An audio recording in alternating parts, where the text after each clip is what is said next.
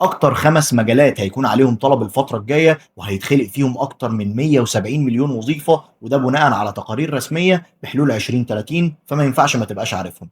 اعمل سيف للفيديو ده ويلا بينا نبدأ. رقم 1 السايبر سيكيورتي أو الأمن السيبراني. كل حاجة بقت أونلاين دلوقتي، والشركات هيحصل عليها هجمات إلكترونية هتخسرهم أكتر من 10.5 تريليون دولار.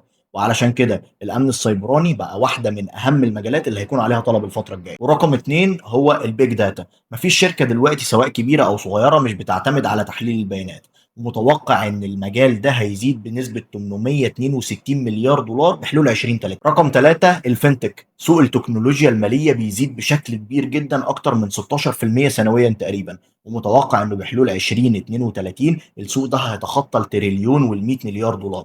فده سوق هيبقى عليه طلب كبير جدا وهيتخلق فيه وظائف كبيرة جدا. رقم 4 صناعة السوفت وير والتطبيقات. السوق ده بيتطور بشكل قوي جدا وبيزيد تقريبا بنسبة 11% سنويا. ومتوقع ان هو بحلول 2030 يوصل لحجم تريليون دولار، وده حجم ضخم جدا وهيخلق وظائف كبيرة جدا للناس اللي شغالة في المجال ده. ورقم 5 معانا وهو اهمهم وهو الاي اي. سوق الاي اي بيزيد بشكل قوي جدا، ومتوقع ان هو يتخطى التريليون ونص في 2030. وده هيخلق فرص عمل كبيرة جدا جدا وهيكون عليه طلب كبير جدا. فلو انت مهتم يكون ليك مستقبل قوي جدا، ابتدي اتعلم مجال من دول، لان هم دول المسؤولين عن المستقبل بشكل كبير. السوق بيتغير وكل حاجة بتتطور بشكل سريع جدا، فانت كمان محتاج تواكب التطور ده.